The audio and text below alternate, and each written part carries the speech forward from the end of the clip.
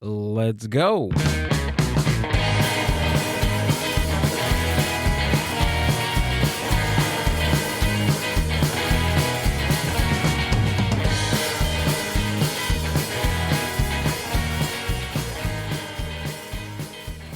What is up, Mind Buzz Universe? Welcome back to another podcast episode of the Mind Buzz. I am your host, GILL, and working the board this evening, this morning, whenever you're listening to this podcast, is a lovely Amber. How are you? I'm good. What's up? Nothing. I did it again. What? I took a premature nap. A premature nap? That's what I'm calling it. Yeah. Then I woke up not in a good mood. I yelled at you right the first thing. I'm sorry. It's okay. I'm good. We're here. We're queer. We're ready to go. I am not that. I'm not that, but I'm here, ready to have I'm just kidding. Nice podcast. Had a great week. Did I get through the 30-day challenge? No, I did not. It's okay. I got 4 days in and my ass hurt. Okay? It was very sore from going to the gym for 4 days consecutively, and I just couldn't do it. It's okay. I'm proud of you for saying it, for admitting it. That you're I had to. It's been eating at me for the past 4 days. Why, you feel like ashamed? Like not ashamed. Know. No, not ashamed, but it's just like, well, I'm. But just for context, he's done it already. Yeah, and he legit for 75 days. For 75 days. But they probably found out when I posted the McDonald's on Friday. So you posted McDonald's?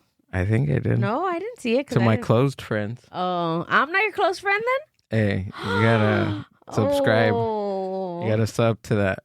There's a paywall. There's a paywall. It's called making you dinner every day. All right. Except for that Friday, because I had to get McDonald's that day. Yeah. Oh, it's when you came home early. Yeah. Yeah, you're right. For lunch, actually. You weren't there. What do you want me to do? Nothing. I'm not saying anything. I'm just appalled that I'm not your close friend. I'm just kidding. Even though I live with you and see you and we breathe the same air. It's like those like when MySpace had the like top 8 friends, the top 5 friends, and your cousin or your mom or your brother got mad because they weren't part of your top 5. I blocked my mom for like 5 years when I moved back home because I had left home and then I came back, and then when I lived there I blocked her for like 5 years, and then one day she was like, "Am I blocked from social media?" And I was like, "No, what are you talking about?" Mm-hmm. And then my aunt was like, "Oh, I saw you were at La La La the other day." And Mom was like, "She was?" And I was like, ugh. I had to block her. I lived with her. Come on. You didn't have to block her. Yeah, I did have to block her. Why? Because then she would have called me and she would have been like, "Where are you? What are you doing? Put that down. Don't say that." And I was like, ugh. This is the best part about your mom following me is that, well, it's not the best part, but I thought it was pretty hilarious so we were hired to do a job for a restaurant to do their social media, and you remember we told her we were busy that afternoon because we were making videos for the restaurant. Mm-hmm. And you told her we were busy making videos for the restaurant, and she goes, "Oh yeah, like the suck it videos." Yeah. Because earlier that day I posted like a Degeneration X WWE video, but that wasn't for the restaurant. I mean, I don't know. Well, one time she called me because I unblocked her finally when I moved out. And I went to go move in with you. And then I was like, all right, you know what? I don't see her daily anymore. I'll let her in a little. And then like a month later, she calls and she's like, "Why did you put that? All your family from Mexico is going to see that." And I was like, I don't care. You want me to block you again, lady? Just block Mexico. No. You can't we're do good. that? We're good. She doesn't tell me anything anymore. No. Nothing. Not even about you. which I was more concerned. No, I'm pretty lax now. I'm pretty lax. It's just all like comedy stuff, and I don't even write anything remotely offensive or anything that has to do with Or it. when we found out my dad listened to the podcast, that was like, yeah. No, we're tamed.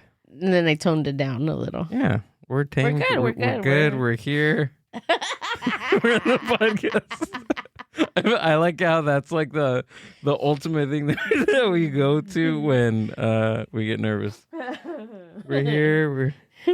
Let's bring in today's guest.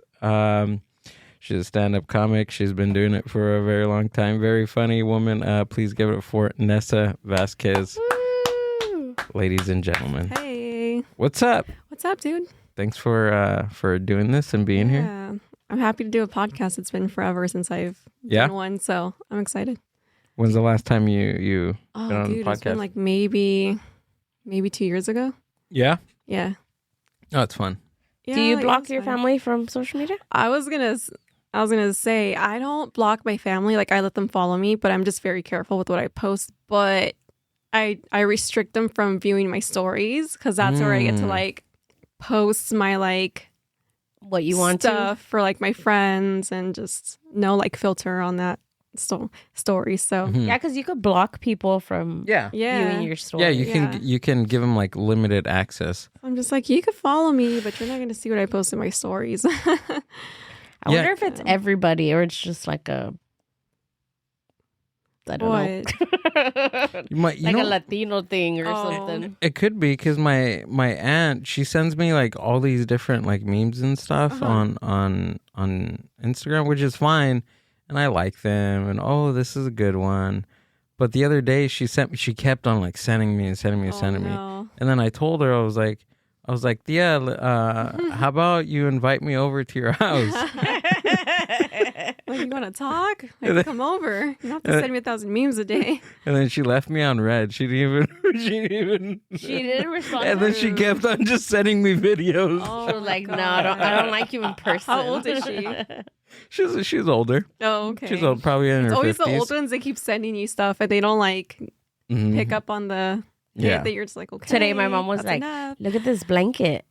Right? We were at the doctor's and she was like, look at this blanket. I hope she doesn't listen to this. She was like, look at this blanket. And then right away, like my brain, and I need to remember, like, okay, you need to be gentle with people and like, oh, that's a nice blanket. But my instinct was, I was like, Mom, it's AI. And she's like, no, it's not. The blanket? Oh. Yeah, because you know how now AI does, like on Instagram or Facebook, they do ads now. And a lot of the ads are like AI ads. Damn, AI is everywhere. Yeah, and then I was like, it's AI. And then after I was like, I don't know what to believe anymore. Yeah. It's well, gotten she too, got it's gone too mad. far. She got mad because I told her it was AI, and she's like, no, look at why would they do a blanket AI? And that's what I say. Like her and I were going back and forth, and then after some point, I was like, yeah, Mom, maybe you're right. Like I just was like, but I could tell, like I could see it, and she couldn't. I guess she couldn't see it. But they're getting crazy. Yeah, they're getting wild. Yeah. Have you some videos that look like real life, and I'm just like, I don't know what to believe. You know, like, did that monkey really do that? What's happening? Yeah. Have you been duped by any of them? Have you been sucked in? Dude, I think the first like when it started getting like momentum on just crazy things, it was like a bear. It was like a lady with like a that's a what bear. you sent me, huh? And then I told you it's AI. Yeah. Yeah. That one I was just like, okay, all right. The lady was like feeding a bear. Okay. And he's like, oh my God, look at this video. And I was like, are you my mom? It's a good thing you didn't believe it. That shit's fake. Yeah. But if my aunt listens to this pod, keep sending me stuff. Okay, it's fine. Just invite me over. Yeah. I told her, just like, invite me over. Dude, my dad watches my Instagram and he doesn't even have Instagram. He'll like Google me on Google. And then I guess you could like look at people's Instagram through Google. Like it pops up pictures and like posts, even though you don't have like an account. And he's just like, hey, nice post. And I was like, oh my God, just stop looking at me from afar. It's weird, you know? But does he tell you something like, don't do this or don't do that? Or it's just more... just the fact that he's like watching me sometimes and he'll randomly Google me. I'm like, Why are you being creepy? Maybe it's his proud parent moment. Yeah, he's probably being like so proud and everything. And I'm over here just like, stop. You're embarrassing me. Where did you go to recently? Oh, dude, I was in Jersey and that's when we got hit with the blizzard. It was supposed to be a 3-day little trip of like stand up. 7 days. We were stuck there. 7 Whoa. days. Our flight got canceled twice because they were just like, oh, it's probably going to die down. And then it didn't. And then they're just like, okay, should be fine this day. And it wasn't. And then we had to wait for the airport to be like cleared out. You know, like the planes had to be like clean from like all the snow falling and everything. Like the runway had to be cleared. So that took a minute. And then on the day where things were clear, like those tickets were already like gone, you know, because everyone was trying to fly out. And then when we finally were able to get tickets, it was like seventh day.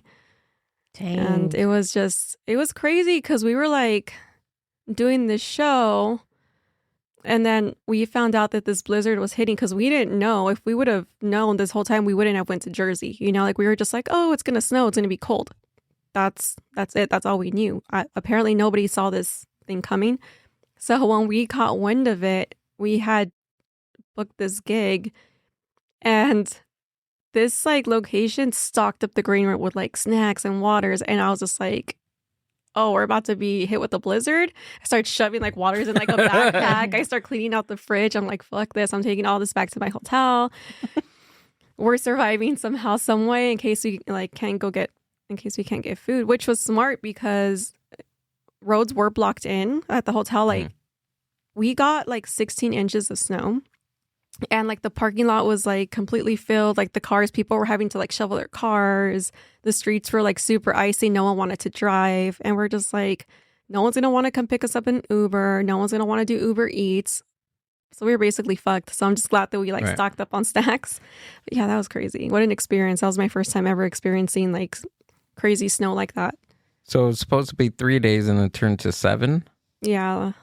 Oh my God. I mean, like the trip itself turned to 7, but like it wasn't like a 7-day blizzard. Right. Like, you know what I'm saying? Okay. I understand. Yeah. Got it. Damn, dude. Yeah. Like the blizzard itself was like maybe 2 days. When did you talk to any of the locals about the blizzard? Yeah, they were just like trying to downplay it. Like a lot of people were just like, don't believe the news. The news always hypes it up, this, and that. And then some were just like, and some were the entire opposite where they were just like, get your supplies and stock up and get toilet paper. Doomsday like we went to Walmart and it seemed like people were like stocking up like that. We're like, what the fuck? What's happening? You know, like this was like the day before it hit, before we even knew it was gonna like really hit hard. And we're like, why is it so packed? That's why I think people were just paranoid in case it did hit hard. So how was Jersey besides the blizzard? It's or did cool. you have any chance I've been to Jersey before. Okay. I think that was like maybe my 3rd time, so I'm still like exploring it, and it's an interesting city. Is it? It's interesting, yeah. Like a lot of places close early. You know, like we did a show on Friday night and we're like, let's go out after the show. Let's go get some food. Let's go have some drinks. Dude, by 10 o'clock, businesses start closing and everything. We're like, really? Like even the bars? I guess they make it hard for people to like be out partying and drinking because they want to crack down on people. Yeah. And interesting thing over there is grocery stores don't sell booze. Oh yeah, like you know that's how why they like have if you liquor go to stores, like right? Yeah, they only have liquor stores. So like if you want to go buy like drinks, you have to go specifically to a liquor store. You can't be like, I'm gonna go to Albertsons and pick up groceries and a bottle of wine. Like no, there's not. That's why like the bodegas exist and like all those like liquor stores because they don't sell it at the market. Dude, the bodegas over there slap. Like they're, I want to say underrated, but I feel like people that know them know that they have like good stuff there, because some are like little hidden gems. Like I got a really good coffee from like a little tiny store that had like a damn cat in it. I was like, oh yeah, and a lot of people live like above. It's cool. I've been to New York, not New Jersey. Yeah, so that's how I knew about the whole liquor thing too. Okay. But then a friend of ours, Chris and Jerry, she's from New Jersey, and she's the one that told me. She's like, she's like, when I moved here to California and I went to the market and they were stocked up with like alcohol, so that she was like, what the heck? she's Like, like, you guys, wow. yeah. And I was like, what do you mean? I was like, you can get alcohol at the market. She's like, no, it's just like not over there. So that's crazy. To me, what's crazy, it's like just people living with freaking intense conditions like snow. Like you were saying, like a lot of people downplay it because I remember I went to, where'd I go? I went to Chicago, and when I got there, I was like freezing, like it's cold frozen. And it was in November when I went. And then our Uber driver was like, oh no, it's like really nice. He's like, yeah, he's like, if I want to come out with like a light jacket, he's like, this is the time to do it. And I was like, are you serious? And I had like a jacket, I had a thermo, I had gloves, I had like a beanie. Yeah. And I'm just like, oh, looking no. like an Eskimo. Or yeah. just like, what do you mean? Just like this barely is like walking. sweater weather. No. We're just, Californians are not. We're not built for the cold. No We're way. little spoiled babies. We have like nice little sunny days, and we got. We're the not even beach built and for the mountains. rain. I know. When was it? A couple weeks ago when it rained really hard, People lost their mind, and everybody was People like, forgot how to drive. That usually happens. Yeah. So how was the stand-up up there? It was good. It was good. I think that was my first time performing at like a big ass sold out like theater. Like it was a really old one. I forgot what it's called. It started with like a W, but it wasn't my show. I got like a drop-in spot because I was rolling with this way bigger comic, Jack Jr. Shout out to him. Very funny. So he invited my boyfriend to come open for him. And then I went with my boyfriend to tag along for the trip. And he's just like, hey, do you want to do time? And I was like, yes. So I did 7 minutes and I did really good. Nice. And it was interesting. I was nervous because it was for like a bunch of Armenians because he's half Armenian, half Mexican. So he has like a big Armenian following, especially out there in Jersey. That's why he went out there. And it was like a fundraiser too for like the school out there. So I'm glad that he gave me some time, and I'm glad that they were like rocking with me because they're a tough crowd. They're pretty tough. Is your comedy like geared towards like Latinos, or it's just in general? No, but I feel like I'm very like Los Angeles and LA, where like you have to know it to like get it, kind of like my references, like Jersey people. I feel like they're not going to understand some of my jokes. So I'm like, okay, hopefully they like me. And then on top of that, they're like Armenian, so they're just like, it's just tough. Culturally, it's a different, yeah. Another filter to get through after a couple of lines. But that's cool. That's really cool. Doing stand up in another state. Yeah. Nice. You what's the best place you can think of that you've done stand up in? For stand up, like the funnest place probably? Yeah. Funnest place, most exciting.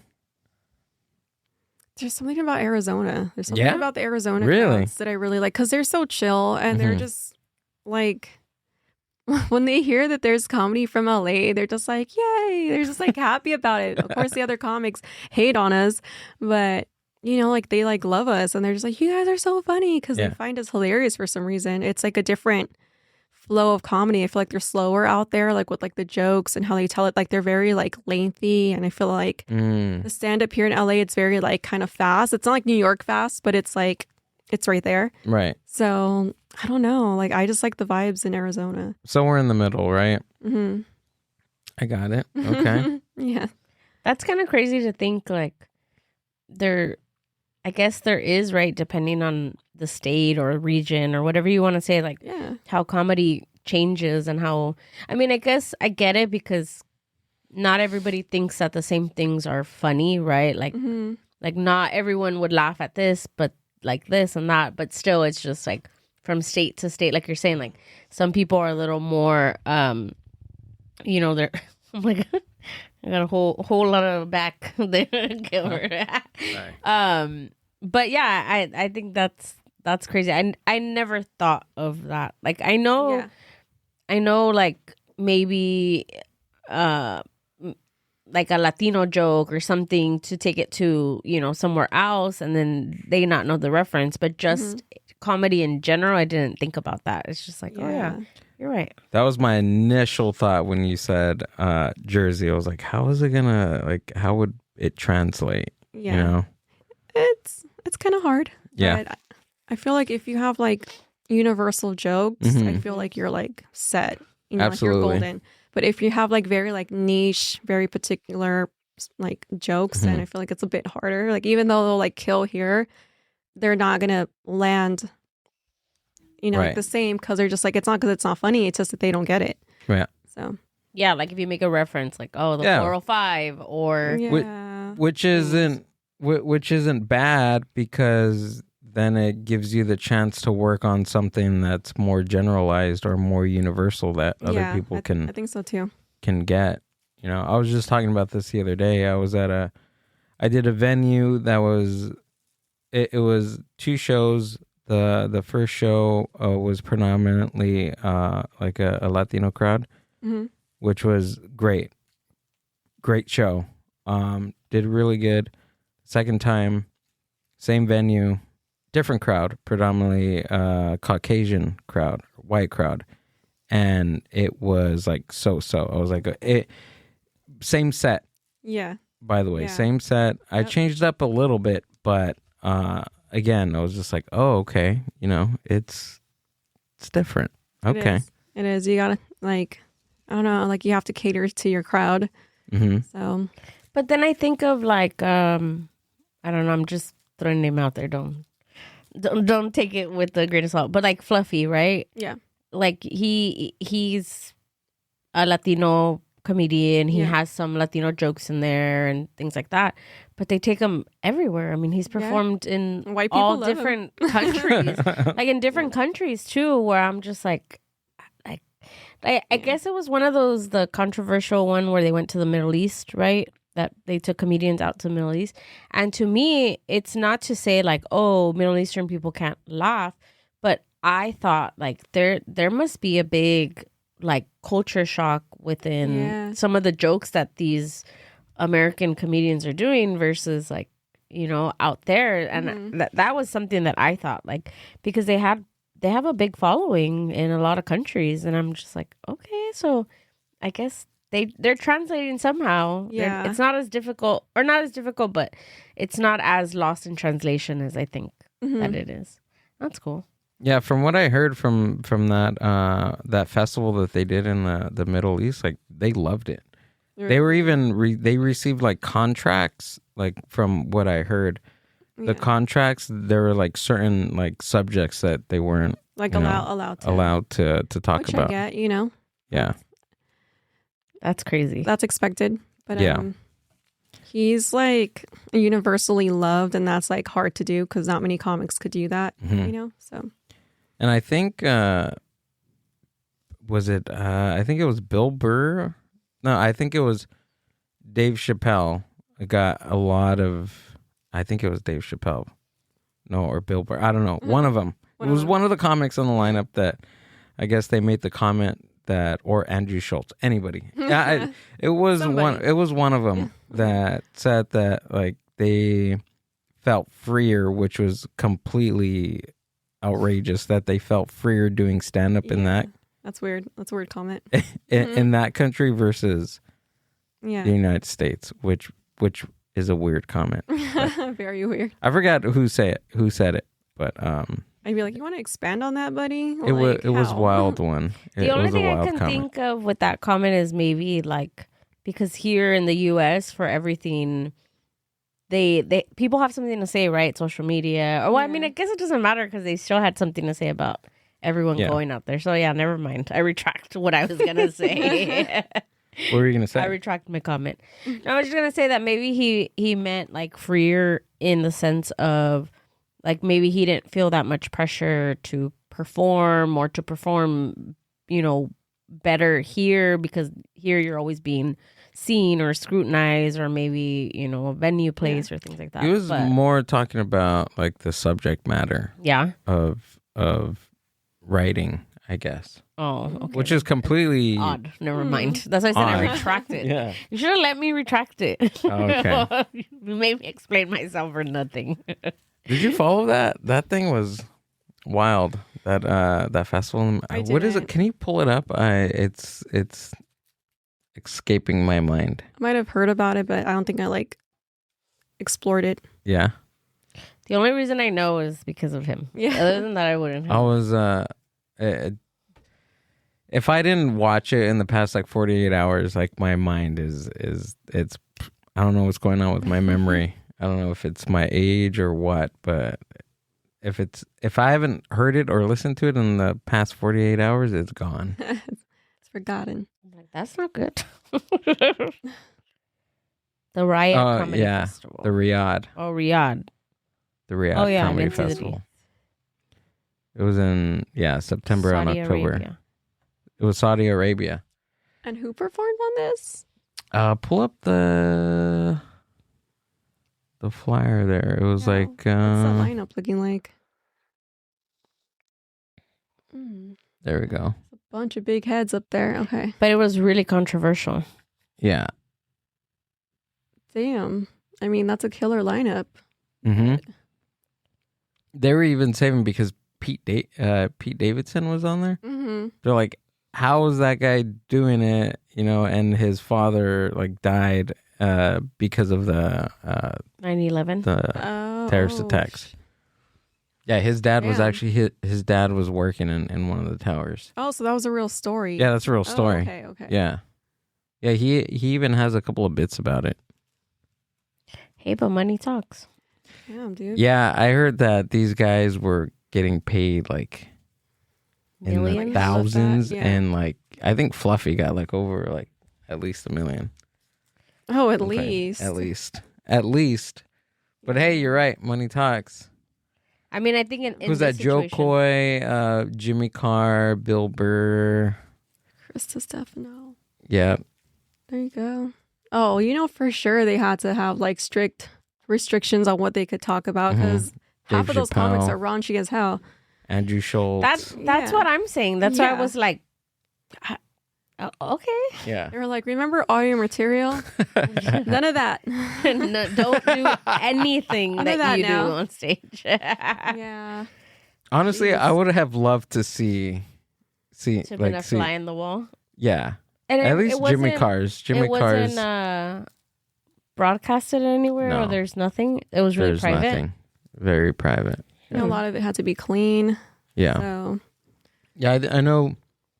Excuse me. I know one subject matter, of course, was like religion. They weren't able to talk about religion. Yeah, let's not start a riot. Yeah. Yeah, that's crazy. Yeah. I would have been a little scared. I would have been hella nervous. Are you kidding me? I've been to the Middle East. I went to Dubai in 2016. 2017. No, I went on a budget and I did everything that was cheap. Yeah. But even like me going there, I was really nervous. Mm-hmm. It wasn't until I got there that I was like, oh, like I'm in the Middle East, that I was like kind of scared. I feel like I'm a teacher with what you're playing with. Like, what are you crinkling? Oh, I'm sorry. I could hear that. Can hear it? Yes. I'm so sorry. Yeah. I'm all nervous. I'm like, I'm into the Middle East. No, she's not talking about the Middle East. Like a stress ball. Yeah, I got like PTSD. I was like, oh. Give her that red thing right there. I don't even know what I was saying anymore because I was looking at you. Like, sorry. What was I saying? I mumbled nothing. No, it's because I was talking like 5 minutes ago and I was like, what? I was like, I thought it was like a cable, like. You know what? Because I had a cold and I can't hear.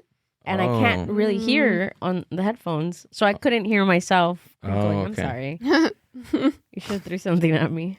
Shut the fuck up. I felt like a teacher. Okay, give me what you have in your hand, Amber. Take the gum out. Sorry, guys. So Dubai?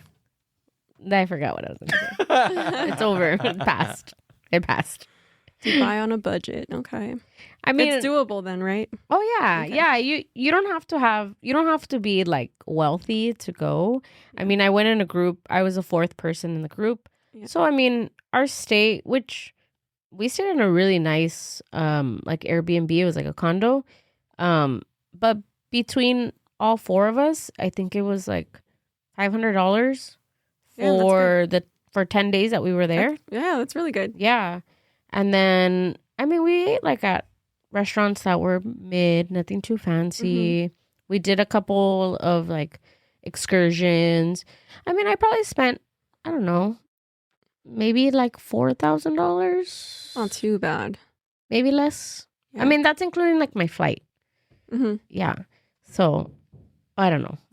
I thought it was not okay. Too shabby. I didn't have any bills at that time. Now, maybe not. You don't think you can go now? No, I can go now, but I'm saying that before I didn't. I was like, let's go. You like traveling? I do like traveling, but I hate flying. Really? Like, I just don't like the experience. Like, you're in the little seats. They're not comfortable. Some of these airlines suck. You know, it's just... What's the longest flight? The longest was probably to England. It was about maybe, I want to say 6 hours, maybe a little bit more.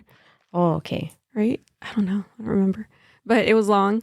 And I just like slept the entire flight. I was like, put a blanket over my head and I knocked out. And luckily there was movies to watch because there's some flights where they don't even give you that. No, they won't even give you like. And those are the ones that are going to be like 2 hours or something like that where they have no freaking TV. I've been on a 4-hour flight with no TVs. Oh, hell no. And I was like, it's a good thing I packed a shit ton of snacks because I had to like entertain myself some way. I was just eating. Just stress eating for 4 hours? Fucking not even stressed, dude. Like bored eating. Yeah? I'm bored. My longest flight has been 15 hours, which was to Dubai. God. So 15 hours there and then 15 hours back. Imagine that. I'd be like, I don't want to go anymore. Just the 15-hour flight? Yeah. I slept. All 15 hours? On the way over, not all 15, but on the way over there, the plane wasn't filled. So we each legit got a whole row to ourselves. Whoa. Yeah. So I got to lay down the entire flight. The way back, it was packed. So I had to sit, but that was all right. What was the time difference between that? A lot. Do you remember? I think it was like 12 hours. Yeah? Yeah. Because when I was waking up over there, they were going to sleep here. And when I got back, it took me like a whole week to readjust. Dude, the jet lag, that's also something I hate too. Like in England, we're like forcing ourselves to like stay up just so we could be on their time. Because it's not just like, a few hours ahead of time. You know, like East Coast, they're just like maybe 3 hours ahead. No, you're like maybe 6 hour gap. Yeah, you're it's like, bad. all right, I want to go to sleep, but you have to. That's why I always try to, whenever I would book, I would try to leave here at a time where we'd arrive over there at night. So that's smart. So that we got there and directly to the hotel and slept. And some people are like, oh, you lose a day. But in my eyes, I was like, no, I'm like, I'm gaining You're like, sleep. I gained some yeah. rest. Yeah. Yeah. So you just Have gotta. you guys ever had like a bad experience on a plane, like a scary experience on a plane? You did? What happened to you? Well, 2 times. I have 2. No, one time I was coming back from Cancun and I fell asleep. And I fell asleep with like my neck down. Oh. Yeah, my neck pillow didn't come through for me. And my blood pressure went down. And they say that could happen like when you're on the airplane and especially if you fall asleep. What? And I just remember like wanting to wake up and I couldn't physically like get my head up. Oh, shit. And then I was like, oh my God. I might have been having like some form of like sleep paralysis at the same time. I was gonna say that sounds like lucid dreaming type thing. But I just remember my chest feeling really like compressed. And then I was like, oh my God, I'm gonna die in my sleep. Fuck, new fear unlocked. Yeah. And then the lady next to me, she said that I was like twitching. Oh my God, because we were sharing a blanket. So they didn't have any more blankets, and then she was cold. You had to share one? Yeah, we were all the way in the back, and they didn't have enough blankets by the time they got to us. And I told the lady, I was like, "You want to share one?" And she was like, "Sure." So then I fell asleep, and then she said I was twitching. Yeah, that was scary. And then the second time was when we went to Japan. Your sleep paralysis demon went with you? Me. He was like, yeah, I guess. Talk about Spirit Airline. All right. All right.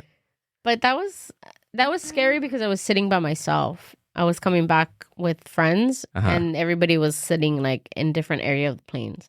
So right there I was like, I'm gonna die. That's hell no. Jesus. Yeah. Have you? Yeah, we were flying to I think we were flying to New York for the first time. and our plane had to do like an emergency landing in shoot. Dallas or something, because we were flying at night, and then we heard the captain announcer like, "Hey, we lost all radio transmission." We're just like, "What?" So he couldn't contact like any other planes, or like planes couldn't like talk to each other. We're just like, "Bro, that sounds dangerous. Whoa. That sounds super dangerous." Yeah. Yeah, so we have to land the plane, and flying at night is so scary because I'm just like, how do they even like see each other? And it was at night, and now too? you can't communicate. Like, yeah, this was at night. Yeah, I don't know how they see in general. I was like praying. Like, please. Wait, so how long was it until... So they made the announcement, right? Yeah. They lost all communication. And like how long was it to where like they told you guys, they And then made the we announcement and then till you guys landed? Like 45 minutes, probably. Okay, that must have been like the 45 minutes was so long because I'm just like, a lot could happen in 45 minutes, dude. Mm-hmm. It's because if you think about it, not to scare anybody, but it's like you're in this giant thing that's flying in the sky. This heavy thing that's just flying in the sky. And your hands are with two people you don't even see, the captains. Mm-hmm. Did you even know? There's so much fuel. There's all this electricity. It's how many tons that's going through the air? It's scary. That's why that's why we're all telling you the worst case scenario, and you're like, I'm actually getting on the plane tomorrow. No. Well, we went to Japan 2 years ago, and we're all like on time. I like to be on time to the airport. I like to be there actually before on time. Like super early? Yeah, I'm a super early person. I like to sit there, and if I have to wait 2 hours, I'll sit there and wait 2 hours. Okay. But I'm not rushing. Oh, you know, good. that's like my worst thing is to rush. That's how my boyfriend is. Yeah. It's like, we gotta get there. I'm like, we have 2 hours. Yeah, no, I cannot like do things on like flying on the seat of my pants. That's my sister. My sister's like, oh, we have 2 hours. Oh, we got time. Let's get. I can go pick Let's up get coffee. so-and-so, Let's get breakfast. coffee. Yeah, and then she's like Let's rushing. learn the language. She makes it to everything, but Yeah, that's she's how I like am. all like, ah, not me. No. So we got there on time, everything, you know, whatever. They start boarding us, and then we had ate breakfast actually before, and in that little restaurant in Seattle, there was like people from like what is it called? What are they called? Servicemen, right? People from like the army. Yeah. Because in Japan they have a base. So mind you, it's like 7 a.m. No, it's probably like 8 a.m. at that time. And they were in a table in their uniform and everything, and they were taking shots and and shots. And I remember telling Gilbert, like, dang, like they're throwing them back like early. And then he was chilling, like, dude. Yeah, he was like, they're chilling. He's like, maybe they just want to like get on the plane and knock out because it was 10 hours. Yeah. And possibly. I said, oh, okay. Yeah, I guess you're right. So then we get in line, you know, they start boarding us and we get in line, and then I can hear them like being like rowdy. And in my head, I'm already like, this isn't going to turn out good, you know? But they let them on the plane, everything. And then all of them sit again, like separately. And then this guy, he sits a couple rows in front of us. And we get in, get all the luggage on top. Everybody's like strapped in, ready to go, babies, everything. And it's this like huge aircraft, you know, it's a big, like airplane. Yeah, it's one of those big ones. And everybody's like, all right, we're leaving. And then the stewardess come by and they start checking everyone's seatbelt, you know, when they start checking like your seatbelt. And then they get to that guy and then they're like, excuse me. And he's not like responding. And he's just like kind of like he's like this, like with his head like sideways. He's not slumped over. He just has his head over. And they're like, excuse me. And they're trying to wake him up and he doesn't wake up. And then finally he wakes up and then he's like, I have my seatbelt on. Like he buckled himself in, but he was like, he was gone. He was gone. And the lady's like, no, we can't take you on this flight. She was like, no. Shit. And we're like, oh, are you fucking kidding me? So then, you know, they make an announcement and then they're like, okay, we're going to wait for this gentleman to get up. And everybody's like, get up, get up. This fool does not want to get up. So then they have to bring security to escort him off. And then somebody else from his like little group gets up and they start like, why just leave him? He's just going to fall asleep. Blah, blah, blah. And the lady's like, no, we can't, have a drunk person on a 12-hour flight. What if he throws up? And then after I was like, all right, maybe she's right. Yeah. It took an hour to get him off the plane. Jeez. Okay. A little over an hour actually to get him off the plane. And then we're like, oh, everybody's clapping. They do the whole clapping. Mm-hmm. And then we're sitting there and we're like, okay, we're ready.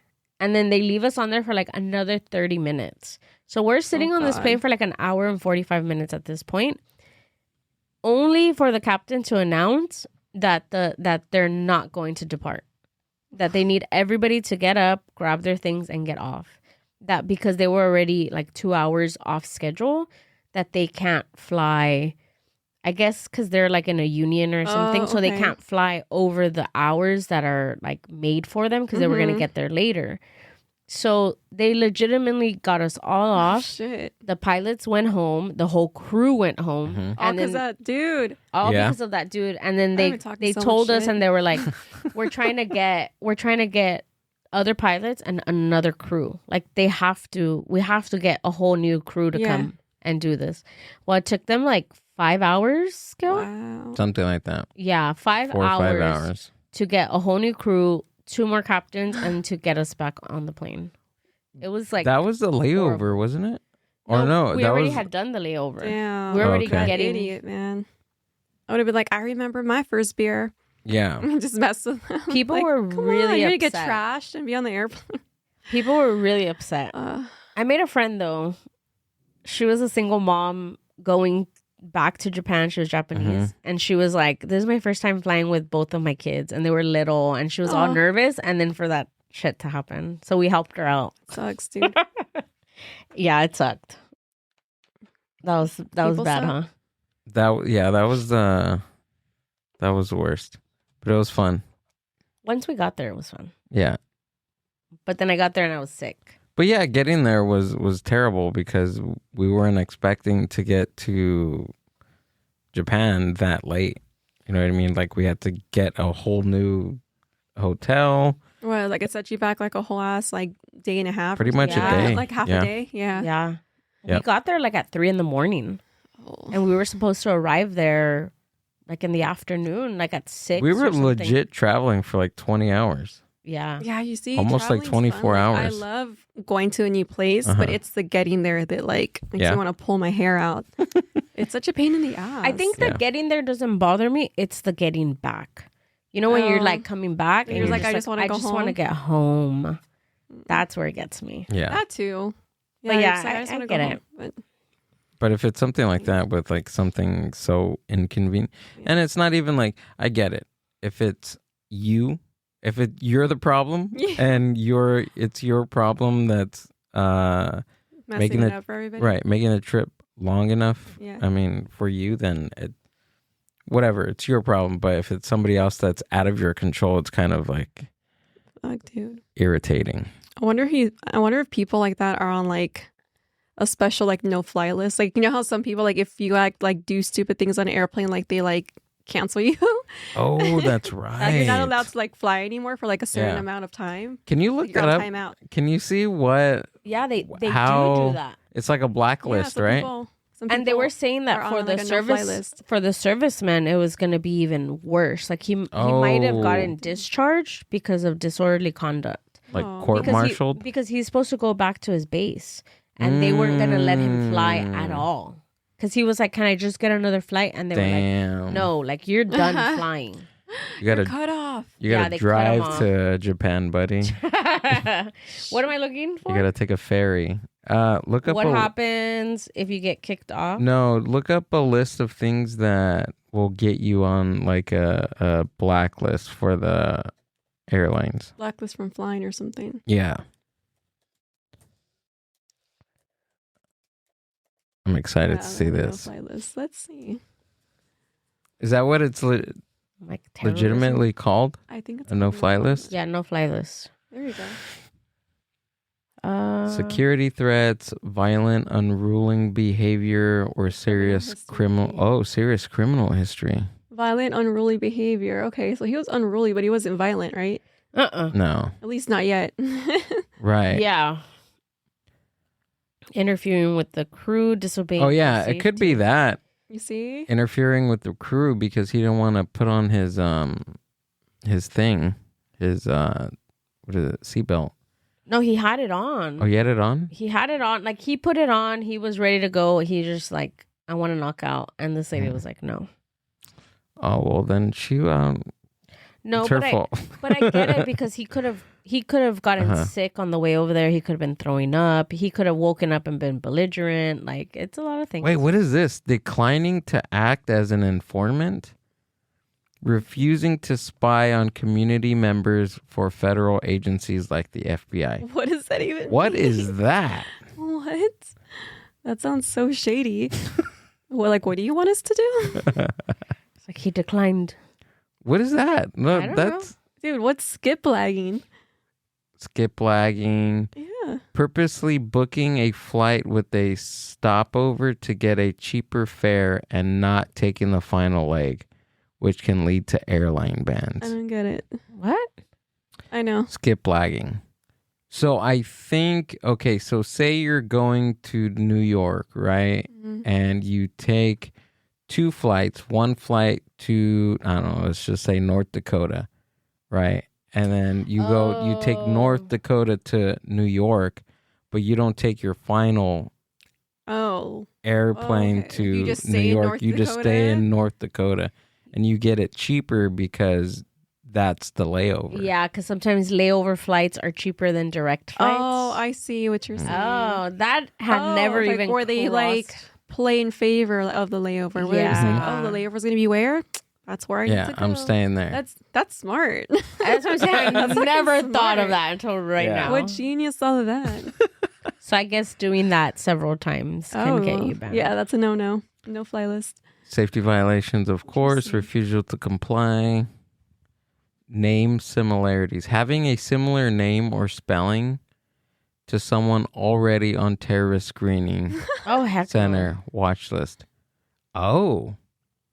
So if your name is similar to somebody that's already on a list. I'm not Osama bin Laden. I'm Osama bin Laden. Like Ben? B-E-N. Call me Ben. Well, that happened to Steph and then when they crossed the border. Oh my God, that is right. It was her. So I didn't know that her name was similar to somebody's. No, I think it was Johnny's name. Oh. Her husband. My cousins, we had gone to Ensenada and they were crossing back. I crossed in a car in front of her. I crossed good. And then we waited like a little bit up ahead so that we wouldn't be there. And then she wouldn't get here and she wouldn't get here. And then I'm like, this is taking a long time. And I called her. Her phone was off, everything. And then I told, because I was with my best friend, and I was like, just go, they'll catch up to us. Well, like an hour and a half later, my cousin calls, and then she's like, we got stopped. And I said, what happened? And she's like, they put us into secondary. She said they put the car into secondary, and then she said that they told them, don't get off the car. And that they were in the car laughing and talking, ha, ha, ha. And then her husband's like, oh, shit. And then she's like, what? And then she said she looked, and there was 4 agents, and they were with, like guns. Holy shit. At their window. And they were like, you're going to get off and you're going to put your hands behind your back and la la la. And then they got them off and then they put handcuffs on them and then they put them in this like cage. She said there's a cage right there when you cross the border. Shit.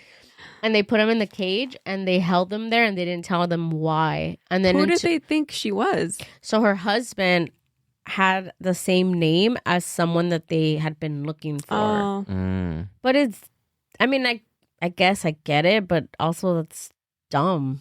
Like, he showed him his passport, like the picture. Like, don't you think that person that you're looking for would be on the run and be smart enough to at the least change his damn name on a driver's license? So they held him for like an hour and a half, and then they were like, "Oh, we're sorry. Have a good night." So crazy. Yeah, and she was all traumatized. I don't think she hasn't gone back since.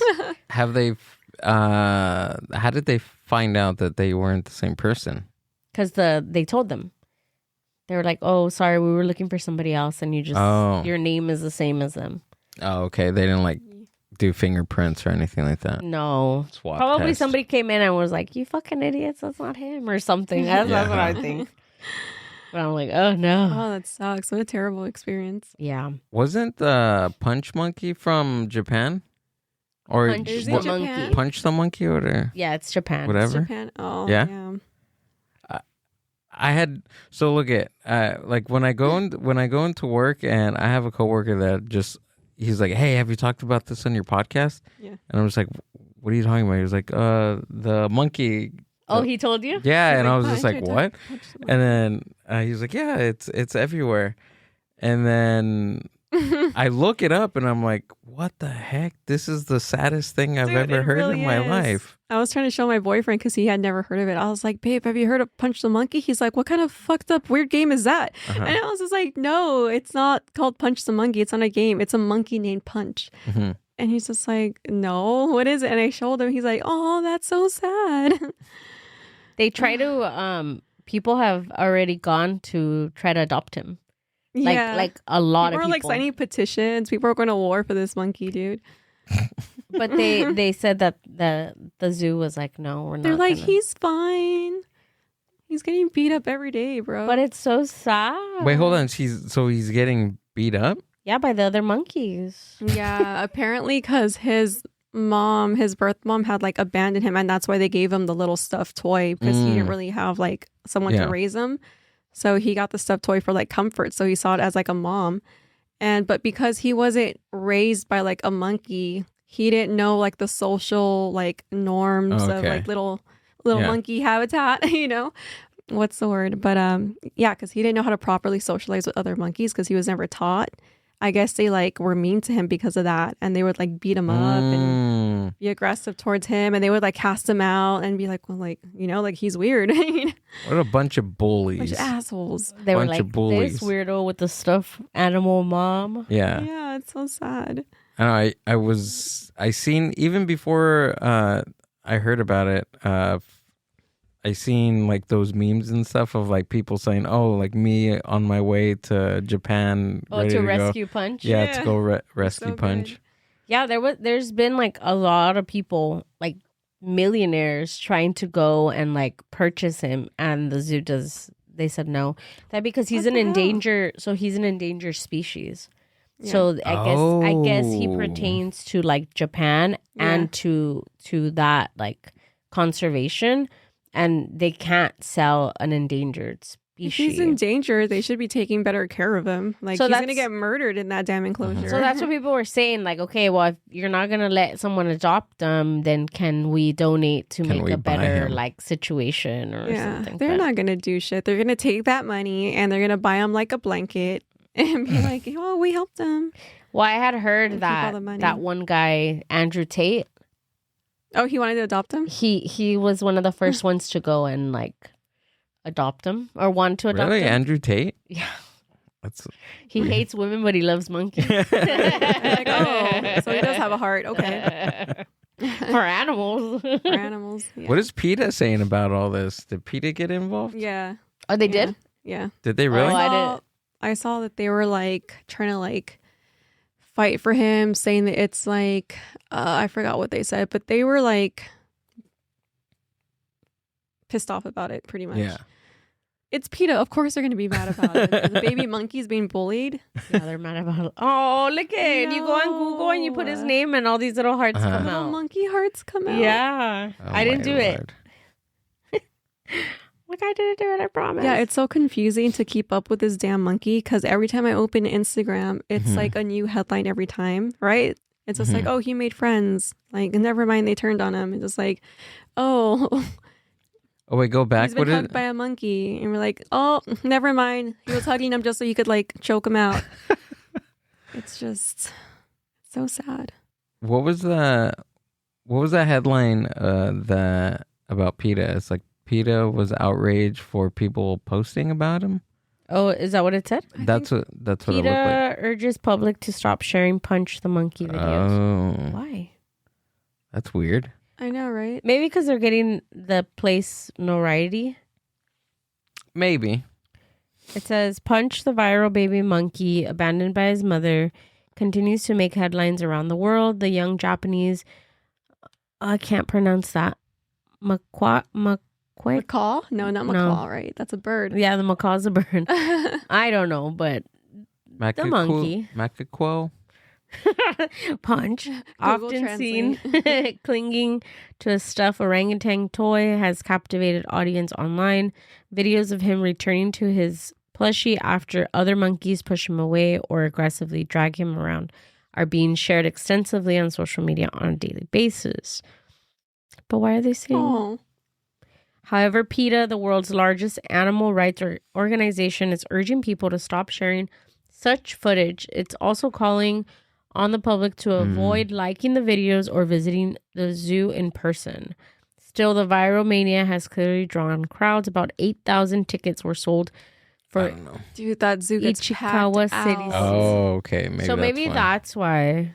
There's someone posted the video and they were just like, I want to go see I guess him. they were at the zoo and someone posted like a video of what the line looks like just to see Punch, and it's like wrapped around the damn zoo. It's like hundreds of people are like in line to see this monkey. Oh, see, look, it says, there's nothing heartwarming about a baby growing up behind bars, says PETA, Asia President Jason Baker, earlier this week. Zoos are not sanctuaries. There are places where animals are confined, deprived of autonomy, and denied the complex environments and social lives they would have in the wild. So I guess he's more upset because he's in a zoo. I'm like, agreed, but we're also posting footage to try to like get this monkey out, you know, like to show the world that he's being mistreated so that we could try to do something for this damn monkey. Where would you want to see Punch? Because that's what I thought too. It's like, okay, I'm in my over here. Where would I studio. want to see him? Like, what would be the best case scenario, I guess, for Like him? a sanctuary. Like Yeah, a I think like a sanctuary, private- nicer Like a place. free roaming Yeah. piece of land where animals could just Because he's in a zoo, right? He's in a zoo Yeah, in, he's in a zoo. in Japan. Yeah. Yeah, I think a private sanctuary with other endangered species. Pobrecito. Obviously, he can't survive in the wild No. because that's it. I mean, And he's still So. little too, so he doesn't know how to act around monkeys. Where's his mom, though? They're saying that I they're like going to that take one. his toy away though. Why? are you Yeah. serious? Yeah, because he's getting older, and in some videos he was humping the toy, so he's not seeing it as a mom now. That's like it's like his little This girlfriend one now. right here, look at. I'm just kidding. Yeah, so they want to take his Oh. toy away because they're like, oh, he's getting older, Mhm. and he's not gonna learn to like socialize with other monkeys if he keeps clinging to his toy. Yeah. So he's using it as a crutch. Yeah, Pretty much. yeah. Ay, pobrecito. I know, like don't take it from him. That's all he That's has. all he has. But maybe it's true. Maybe he maybe yeah, he needs it's like to... it might like force him to like Mhm. socialize. Poor How baby. sad. Let's go get him. Let's go. I think that this, like, yes, it's heartwarming, it's heart wrenching, like all these things. But I also feel like with the climate right now, this is something that everybody's like on the same page about, and everybody's like, oh, you know, like it's something that's like, I guess it's bad news, but it's also like heartwarming. Like you want to see something good come out of it. Like you want. We need him to win. more. We need more endangered monkeys getting beaten up. I know, pobrecito. So little. I need to watch more Suegra videos. Remember I was telling you guys earlier? Ooh. So here's the thing. What's the right? thing? So Lay it on me. people are doing gender reveals, like Okay. always, right? But somebody did a video where the suegra, which is the mother-in-law, runs up, right? So the couple. Show me one of these. Okay, so the couple is waiting for the reveal. Okay. The explosion happens, and instead of like the couple hugging each other, the Yeah. mom runs up and she like gets in the She middle. like hugs the son. She gets in the middle of the son and the daughter-in-law, and people are saying like, what the hell? Yeah. So then people started posting like their videos of like, oh, my suegra did the same thing. That's intrusive as fuck. Yeah. And then so last night, because I watch them and I get all pissed like, ay, pinche señora, you know? Yeah. And last night I saw one where I guess people are catching on now. Uh-huh. And the suegra tried to run and somebody in the crowd grabbed her and she's like, Like, you can't hear her, but she's saying, like, leave me alone. And she's all like that. And then she frees herself from that person, and then somebody else grabs her. So they gave enough time for, like, pictures and things like that. Good. But she was going, like, psycho. Why is she trying to ruin their moment? Yeah, dude? that's what I said. That's what they're doing. That's exactly what I said. I would see it that way, too. I'd be like, why? I mean, you get hug him after. But do you think that it is, like, do you think it is like the suegra being like jealous, or I just think she's overstepping boundaries? Yeah, because I'd be like, bitch, it's not your baby, it's ours. I think you didn't make this kid. Yeah, I don't know. Because I do think, like, I would want to hug my mom, right? Yeah, but after. Yeah. Mm-hmm. So that's how I'm like, where am I on this? Maybe the excitement like overtakes the woman to where she's like, oh, I'm gonna go hug my son. But sometimes it's like, I think after watching all the videos, they're like, oh, I want to do this because I want to be that mom that interferes with the pictures. Let me see. But I gender reveal. I don't know. I fell in a rabbit hole of watching these last night. These videos. Let me see. Okay. So this is the one that I seen last night. Okay, of where they stopped the lady. Oh, they stopped her? Yeah. And the girl that was like the pregnant girl, she's the one that posted it. So now I'm like, I wonder what the suegra thinks about that. Probably mad about it. Oh, there it is. Okay, can you see? Oh my. Oh. Okay, like I'll put it again. They're like holding her her belt or something. Oh, they're pulling her from her purse.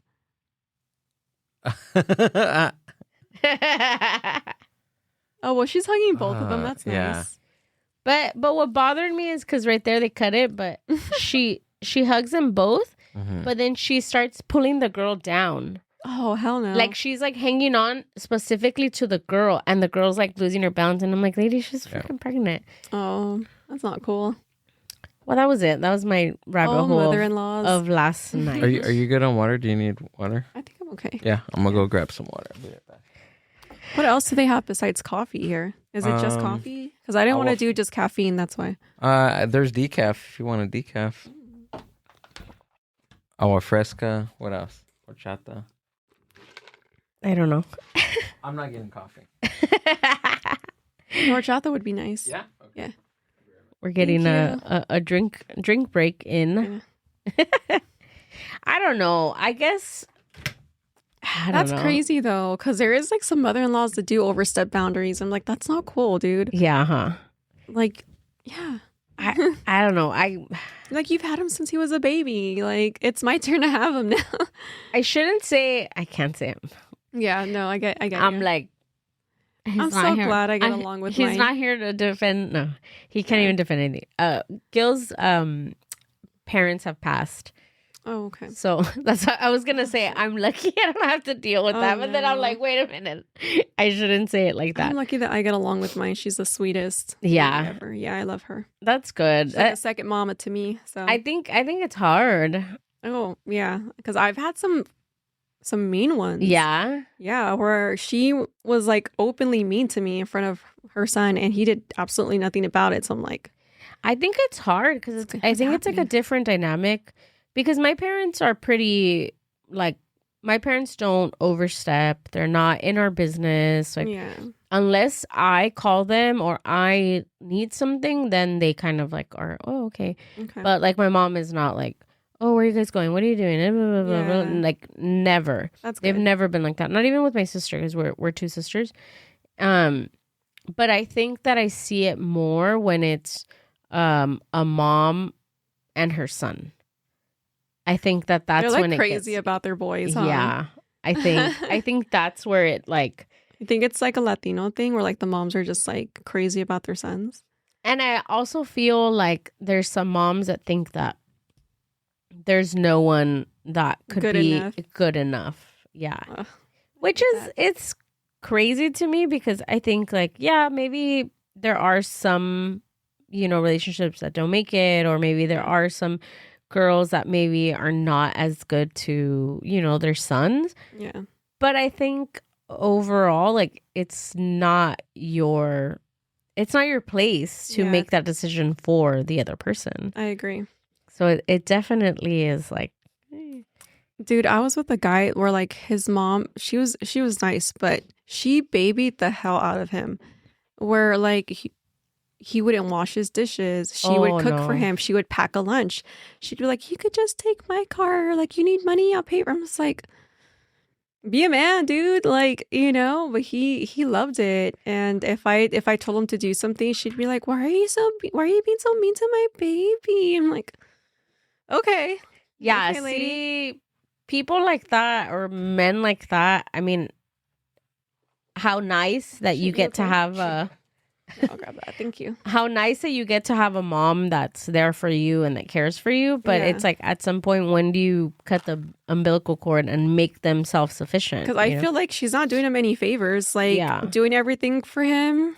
Like, you think you're helping, but you're like kind of hurting him in the long run. Which is very true, because as a man. Because I can attest to, like, my parents babying me and kind of giving everything that I needed.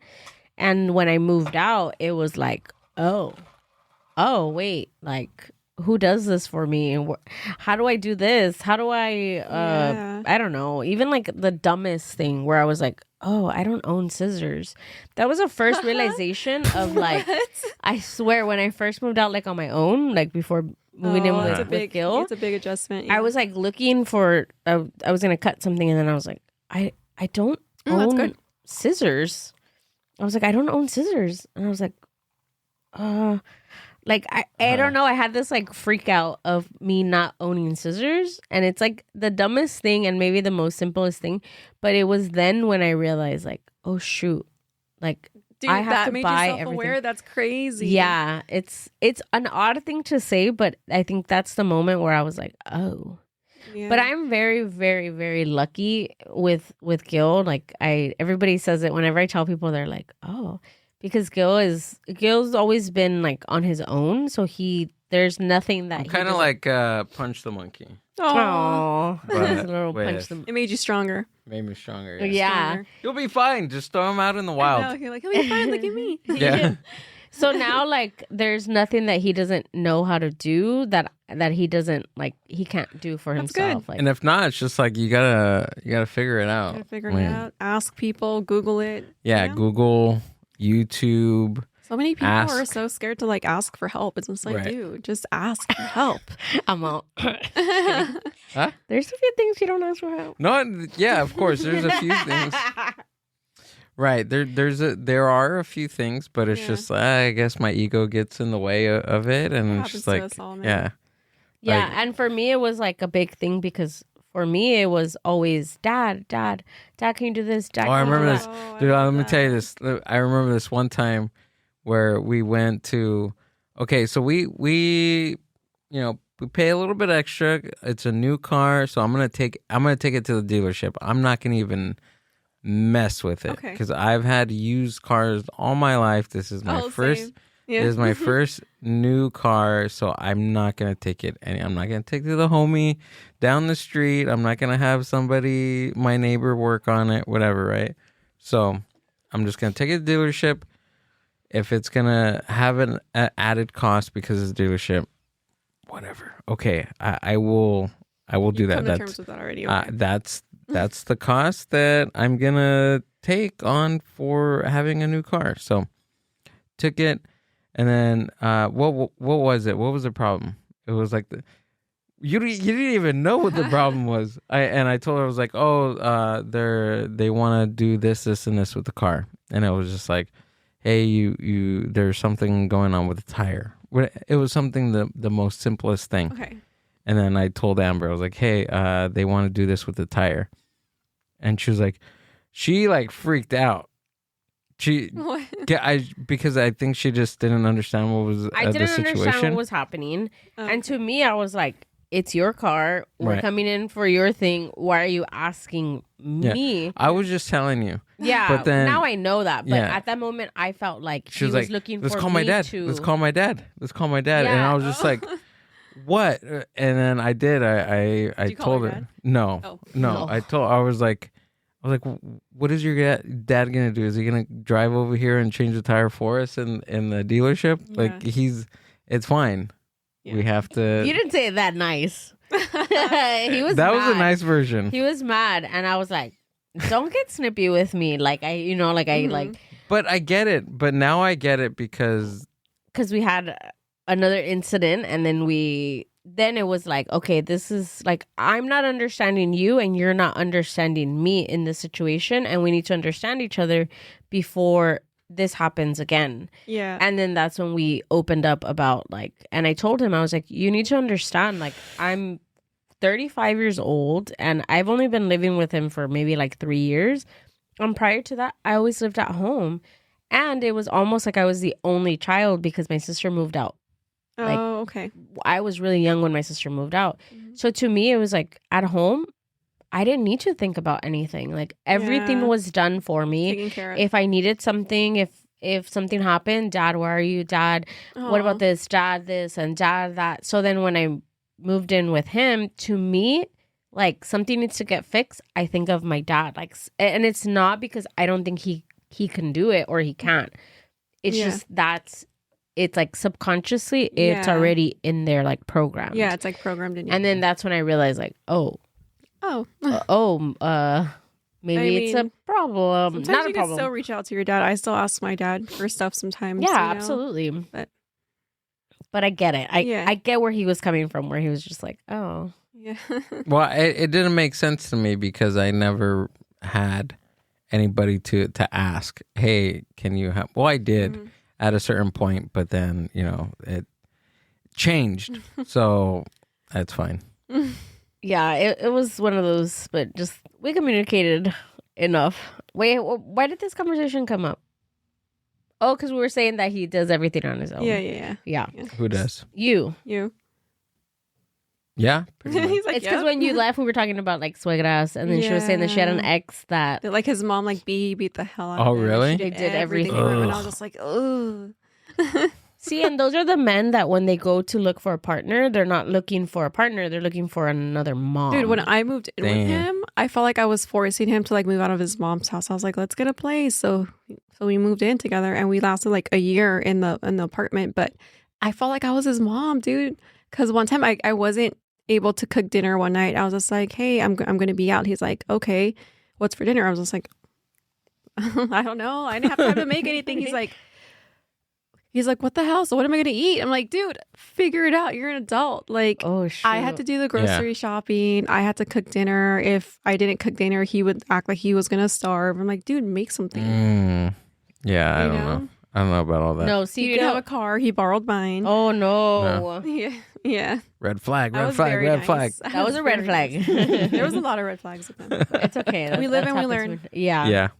No, see, Gil will like, he does our laundry.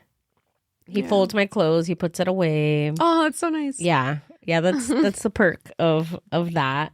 Yeah. But then I cook dinner. I do the grocery shopping. I make sure our restrooms clean. It's a balance. There's a balance, and that's what I like about. And you know what? I do a little bit extra so that way I can go out and do my thing. A couple nights a week. Yeah. There you go. He does. He makes sure that he does extra. Some Fridays I'm not going to be home. Some Saturday nights I'm not going to be home. So I got to do. I think that's the beauty of it is just like balancing everything. Just balancing everything, especially with this. Yeah. And then doing gigs on the weekends, weeknights, it's going hard, out. Especially like for comedy, dude. Like my boyfriend does comedy like almost full time, and he's on the road half the time too. So it's hard because I'm at the house sometimes where I can't go with them. I can't afford to go and travel with them. But so I'm there at the house with the cat. But it's hard. It gets lonely. So like I feel like that's not for everybody. Like when girls want to date like a stand-up comic, I'm just like, girl, it's hard. It is hard. And it's hard with me too because I also do it too. Like sometimes want to be there for each other's shows. You know, like if I have a big show that I'm excited about, I want him to be there to support me and vice versa. But sometimes we get booked on the same day and we're just like, damn, you're not going to be there. Like, have you my back? And he's like, I'm sorry. But yeah, that's definitely a thing. Mm-hmm. I think, like he says, like on the days that he's not, he makes sure that, you know, we spend ample time with each other. Yeah, some quality time. And then I'm a person that I do enjoy being alone because I was alone for, you know, like my sister's a little older than I am. So to me, I'm like, oh, hell yeah. I like it, but then I get bored. And I'm just like, yeah. And a lot of my friends, they're like married or they have kids and they're not just like, yeah, that's true. Hey, come over. Like, I can't. I have a baby. I'm like, oh, bring the baby. You know, See, my best friend's daughter's already going to be 18. So she's like that's done. good. And then my cousin, the one that's also like, you know, in my friend group, she doesn't have children. So it's a little easier, I guess, to get them together. But even then, I'm like, just bring me snacks, Gilbert. And he like stocks me up with snacks and stuff. And then I'm like, all right, bye. That's good. Yeah, that's cool. Usually the late night text if I'm out. Mm-hmm. Like I was out doing a gig on Friday night and she texted me. She was like, hey, just bring me a bag of chips or something. And I'm like, okay, all right. I can do that. But the only time that it is like I guess a non-negotiable, which I don't think it's like happened often, is like if I really don't want him to go, like if I'm feeling really sick or something like that, and if I ask him like can you just stay? Like I want him to be like, okay. I think well, that's why I've talked about on the podcast too that I have I'm like very detailed when it comes to like my calendar and everything is booked. Out. It's booked. It's planned. Amber knows at least 4 to 3 weeks in advance when I do something. Oh, that's great. Even when there's pop-up things that somebody asked me to do. Hey, can you go do this? Can you, can you do a drop-in or whatever? It kind of throws me off a little bit, but as long as like as long as she knows, yeah. But then also too, there's times where it's like, is it worth, that, you just have to weigh out the options. Is it worth your time? Is it worth missing out? Right. Being with my person and not seeing them at all and just like, yeah, I get that. But there also too, there's some opportunities that just come up that are never going to come up. And you have to take it. And I think the cool thing about that is Amber knows when, and she sees those opportunities as like opportunities. So that's the cool part. She knows how much this thing that I do is like important, very important. Well, that's good. Yeah. I like to have like a supportive partner that gets you and sees that you find it important and and like respects that. That's very big. Yeah. So at the beginning, I used to like, I'm going to go with you everywhere. And then he'd be like, come on, come with me to the open mics and this and that. And then after I was like, I don't want to go to another open mic. Yeah. That's how I am now, where I'm just like, I want to go with you. But then I go and I'm like, I'm bored. I've heard these jokes 1,000 times. Yeah. I could have just sit home. So like now I kind of like sit home on purpose now. I'm just like, you're fine. Just go. But it's so lonely, I get it. Yeah. It definitely. My question is to you. So we just talked about that like dynamic between me and Amber. Is that similar to like dating another stand-up comic? Yeah. We get like, not backlash, but everyone's just like, damn, how do you guys make it work? Because a bunch of comics are just like, I would never date another comic, like that's like, I guess, frowned upon or whatever in like the comedy community. But it's like, I get it. Is it really? I don't know. There's so many dudes in like stand up that would be like, hell no, I would never be with another comedian. But I'm like, why? Do you think it's because like competition? I don't. Maybe that's something that I've always thought of is like.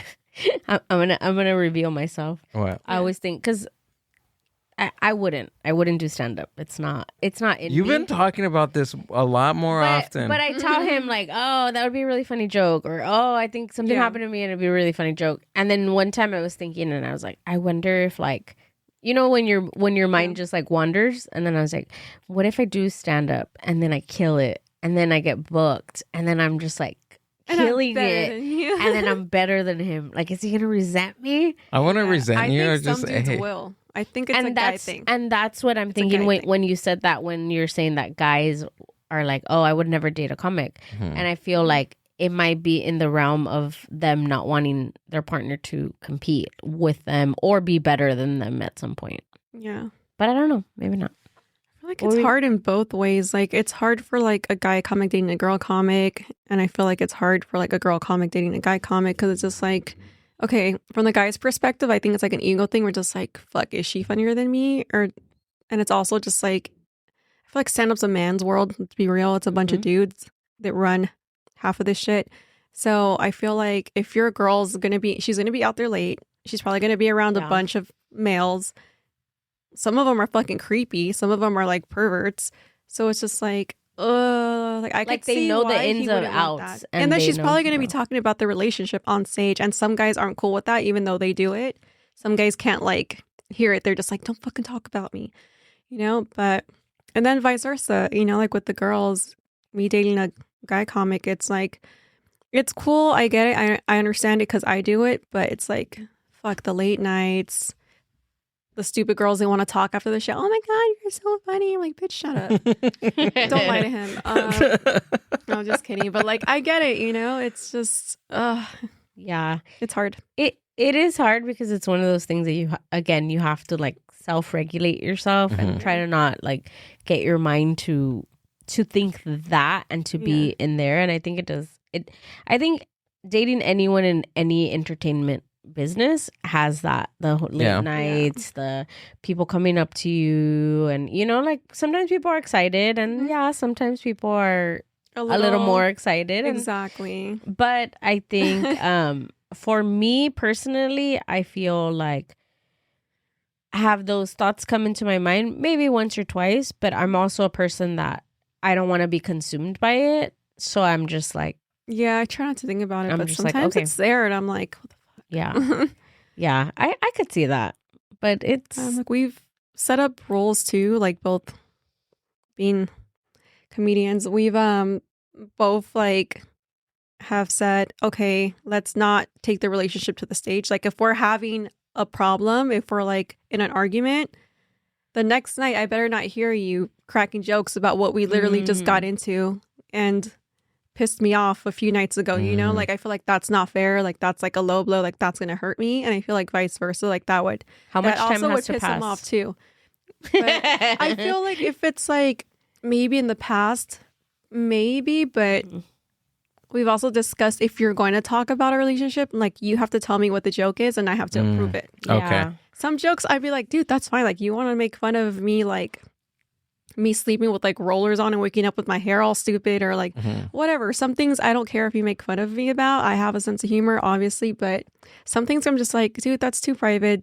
Don't talk like that. Like, it's gonna hurt my feelings. And him too, where I've cracked a joke and I made a joke and he'll be like, I don't like that joke. I'm like, really? It's not even that mean. He's just like, still, I don't like it. I'm like, all right, dude, I won't say it. So I guess it's like any relationship, boundaries, I guess. Yeah. Gil runs, like, he has jokes about me, and he you've told them to me right before. Yeah, I think he runs them a little before me, but they're nothing like again, it's nothing that I would be embarrassed or something like that. No, absolutely but even not. then, I'm the type of person that's like you can't hurt me. Yeah. You know? Yeah. So, I mean, it just, but I guess I wouldn't want him to say, again, like anything personal or anything that just happened. Some topics are like sensitive to you, and I feel like you should be able to tell your partner, like, hey, dude, that's not cool. But we did go to a show one time and I was in the crowd and he was doing like girlfriend jokes, and this girl was like, oh, how sad. Oh, don't talk about her like that. Oh, like she's like talking amongst her friends, and she was like, and then she didn't know it was me, and I was sitting like a couple random seats. person. Yeah, she was just like, oh, that's so mean. Oh, don't say that about your girlfriend. Like, you know, when people talk like while they're performing. Yeah. And then I had to be like, oh, it's okay. I'm okay. And she's like, oh my God. And I was but I think so after that happened, she told me the situation. First of all, I don't even use any of that material anymore. And then also too, it kind of made me think about like the targets of the actual joke, and I kind of rewrote the premise was the same, but I rewrote the punchline to where she wasn't the target, and then I turned the target back to me. So I was like, okay, this works a little bit better. Most of my stuff is self-deprecating, and most of it, good chunk of it. Okay. But it gave me a good, I guess, like a good view on, my writing and stuff. So I think Are you guys a little bit better. Like funny 24/7 in the relationship? Because I know that's what a lot of people think. Like in real life? Like a lot of people think that he's just like walking around just like cracking jokes? Walking around like a little cracking jokes, a clown all the time? time. No, absolutely not. Like I can. Like I could be like a funny person like naturally, but I'm not. It's not like scripted. I'm not like trying to write a joke and like say it out loud. Like if I just say something, it's just like, boom, it's just a thought that popped up and it's just like kind of funny. But some comics would be like trying to work their material into that conversation and be like, dude, I know what you're trying to do. Like, stop, like turn it off. Into like a normal conversation? Into like a normal conversation or like they're like writing out loud, I guess, where I'm just like, I don't know, like I have to turn it off because some people don't have a switch. Some people are just always on and I just find them so exhausting. I've met a few comics where I'm like, girl, I can only listen to you for so much. It's too much. Yeah, but I agree. No, I'm not really like that. I think that people think like, oh, you do comedy? Oh, you must be funny 24/7. Yeah. It's not funny, but it's it's interesting that I try to keep my stand up away from like my personal stuff. Like some of my family, they know I do stand up, but like when it comes to like my 9-to-5 stuff, like I try to. You don't like to tell like your coworkers? No. I was gonna ask, how do you like telling people that you're a stand-up comedian? Like, are you like proud? Or you're like, I'm a comedian. Like my boyfriend like loves to drop it on people where he's like, really? I'm a stand-up comedian. Hi, nice to meet you. I'm like I'm like low-key kind of embarrassed, like not for him, but like when I do it, I feel like I'm almost embarrassed to tell people I'm a stand-up comedian because I feel like people are gonna look at me and be like, oh, that's not like serious, like like she's just like fucking around or on stage or whatever. I think like with her little jokes. Yeah, exactly. So I'm just like, I don't like to tell people. Some people are like, oh my God, that's so cool. But then some people are just like, oh, yeah, cool, whatever. I guess there's certain people that have certain stigmas. Yeah. About it. Yeah. And I'm so like embarrassed of it. Not embarrassed, but like I'm shy. No, I get that. Right. Yeah. I get that because I feel that way too, because now that there's like an expectation, at least tell me a joke. At least that's my experience is okay. Now I have an expectation on. Now they have this like view of you. Right. Right. Yeah. Right. So, do I like telling them if it comes up in a like a natural way? But sometimes I get myself in like in like predicaments where like just today. They're asking me like, oh, like about Friday. I kind of left a little bit early because I had like a 2-hour drive. Oh shit! And they're like, oh, so what was going on and what project was out and that? And I was just like, oh, from work? Yeah, I was like, that was a personal thing that I had to go do. They're like, oh, like you had family out there, and then they just kept on like digging deep, and I was like, oh, I was just hanging out with friends. Well, I accidentally disclosed to one of someone that works for the company that I didn't know that he was keeping a secret. Like I know that like it's not a secret. There's a few people, but there's know. like 2 people at his job that do know that they're the ones that work with him like daily in the office. Mm-hmm. And then this man, I seen him at a party, and then he was sitting in the table where I was, and he didn't go to that party. I think he had a show that day or something. Mm-hmm. He did something, and I went to the baby shower by myself. I was doing a podcast. That's right. You were recording someone's podcast. And the man was there and he's like, oh, where's Gil? Like, he didn't come. And I'm like, no, he had to work, whatever. And then I said, what did I say? Again, he also too is like working. Like, what? There's nobody working. Yeah. Because usually when I tell people, I tell them, oh, like I treat it as like a second job, right? Okay. Which it is. Okay. To me, it's my second job, right? So good. But I said something like, oh yeah, he did. I don't know what I said. Yeah, I did a podcast. I was doing a podcast with somebody. Yeah, but that's not what led to it. I said something about him doing like stand up or him performing. And he's like, what do you mean performing? Like, oh, he's performing tonight. You're like, oops. No, it wasn't that. I was talking to my cousin, telling her that he had done a performance. No, your cousin ratted me out. I don't know. After the podcast, because she said, oh, he does a podcast. And then he goes, really? Gilbert? He's so quiet. That's right. Uh-huh. He said, and then her cousin goes, quiet? He does stand-up comedy. That's right. I was like, I'm trying to puzzle it together. But yeah, that's right. So the man was like, oh, Gilbert does a podcast? He's like, he's so quiet. And I was like, oh. And then my cousin's like, he's so quiet. He does stand-up. And then he's like, what do you mean he does stand-up? And I was like, what was his reaction? Yeah. Was he just like, no, his reaction was like, oh. And he's like, but how? He's like, I go in my mouth. He's like, I go into the office and try to joke with him and he doesn't joke back with me. Like, oh, you're serious. So he thinks like you have to be this funny 24/7 person. That's why I asked you. I was like, do people expect you to be like? But that just goes to show like his view of you, like based on his reaction. So his view of you is just like, oh fuck, he's normally like shy. He's probably like a serious dude. So he couldn't put it together. Like, oh fuck, he does stand up. Because that's how some of my coworkers were when they found out I did stand up. They're just like, oh my god, but you're so quiet. Like you seem like a little introvert. I'm like, I kind of am, but. Yeah, because when he's not on stage and around other people that don't know him, that's not me. Like, that's not me. Okay. Like, he's very quiet. He's very to himself. He's just like, oh, They ask him stuff and he'll conversate, but he's not like, but with me, he's like, look at me. Yeah, he's not. So then people trip out that he's, that's interesting. And I'm the opposite. I'm like, a people person. You're like, I can talk to anybody. Yeah. At the store, everybody talks to me, or like he'll leave me somewhere and then he comes back and I'm like having a full-on conversation with someone. And I'm like, oh, that's sorry. Funny. But then I don't like being in front of a camera. I don't like being on a stage. I don't like doing any of that. So to me, I'm like, no, my boyfriend's not shy. He loves to perform. Yeah. He's very like, look at me. Center of attention guy.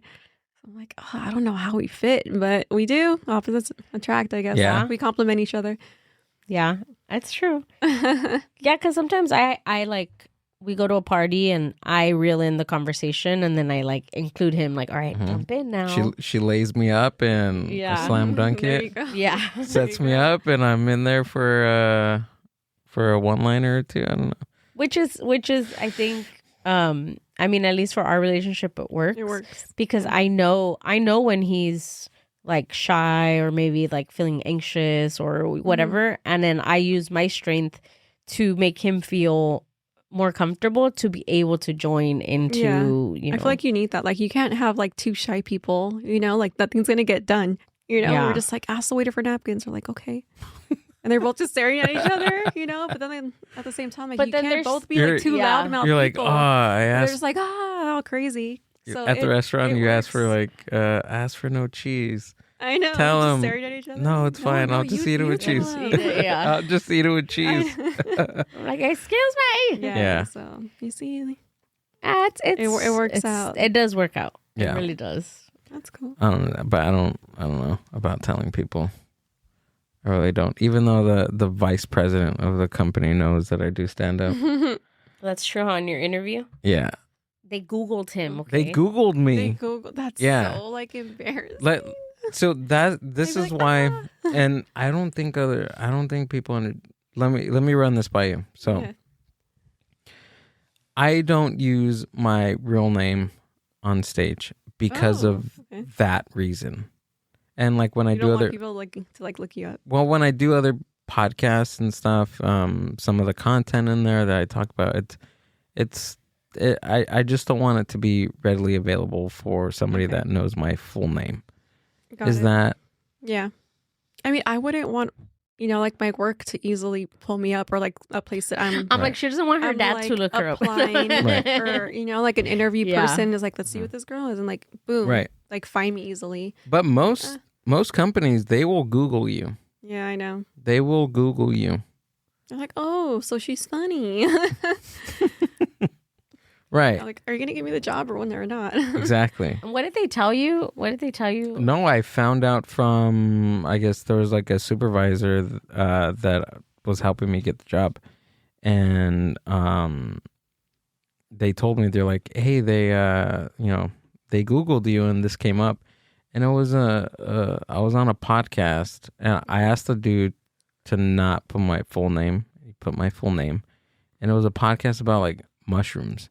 Oh, damn. About like psychedelics. Of all the topics. Of all the topics. And I was like, dude, yeah, that was me. Can you send me that? Because that's like actually a really good screenshot that you did. Can you send me that? That's Can you? But, just stuff like that. And I'm just like, okay, I'm with you on that. I can't be going. I'm going to Google myself now. And then other comic that I hear a lot, it's like, nobody knows who you are. Like, yeah. Why even have a stage name? Just go by your real name. I don't know. I hear different things, but I have my own reasons, and I'm going to stick to it. Too, so. Yeah. What happened? I come out. Of what? I Googled myself. Has your family seen you do stand-up? My uncle has. Okay. My dad's youngest brother. And that's it. My whole family came to watch me perform at the Laugh Factory in Long Beach one time because I was on Spanglish. Uh-huh. And like you get like a guest list, right? Mm-hmm. So I was like, fuck it, I'm bringing them all in because my mom, she started like spreading the word in like this group chat. I was like, you told them? She's like, oh, your tias are coming and your tias are coming and some of your cousins. I'm like, I guess I'm gonna pack this house out, dude. I brought like 20 fucking people. Yes. And they were they sat them all in the front row. And I was like, no. So I go up there and I swear they were looking at me like if it was like a high school graduation. They were just like so proud. They were like taking pictures. And my tia was just like, I still have the clip of you. I watch it every now. I'm like, delete it. Delete that shit, please. It's so funny. embarrassing, but it's so sweet that they were like, yeah, I don't know, they're all proud of me. I'm like, you're proud of my jokes? It's, I guess. Yeah. You're like, all right. That's cool. I mean, you have your family at least goes out to support you. I love that I could do that because if someone's just like, well, can you bring people? I'm like, I can bring like 20 people, dude. My whole family will pull up and support me. So I'm very lucky for that. I haven't had that opportunity. It hasn't come up yet, but I know that when that time comes, when it doesn't, I can. Like Amber's family says, hey, when you do a big show, let us know to come out. Yeah, you know what I mean. So it's nice. We have that, but yeah, the only person that's ever seen me is just my uncle, and he went out to Costa Mesa to go see me. So that was cool. Damn, so he drove out there, huh? Yeah, he drove out there, had steak dinner and everything. it was nice. It was a cool. Yeah, that was cool. Oh, I'm sure he was proud of you. Yeah, he was tearing up. Yeah. Oh, I love that. Yeah, he texted me not too long ago. He was like, "Hey, when's your next gig?" And then him too. I was like, "Oh, we don't have to. It doesn't have to be a gig. We can go hang out." And he left you on red. Everybody leaves you on red. No, you didn't leave me on red, but for the sake of the podcast, no, you did not. So funny. Ness, thanks for coming out and thank you for having me. This is fun. Doing the podcast. Got to do it again. I'm down. Tell us where we can find you and if you have anything coming up. Apparently you could just Google me. Ask my dad. He'll tell you where to find me. Okay. I am under dammit DEAMMIT_Nessa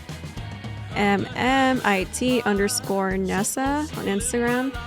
And I do have a show coming up March 28th. That's at this place in downtown called, I think it's pronounced Kiso, Kiso. Show's at 7:30, I want to say. But yeah, I'm excited. I'm closing out the show, so come see me. Yeah. Yeah. Heck yeah. Do I have anything? Have anything coming up? Friday?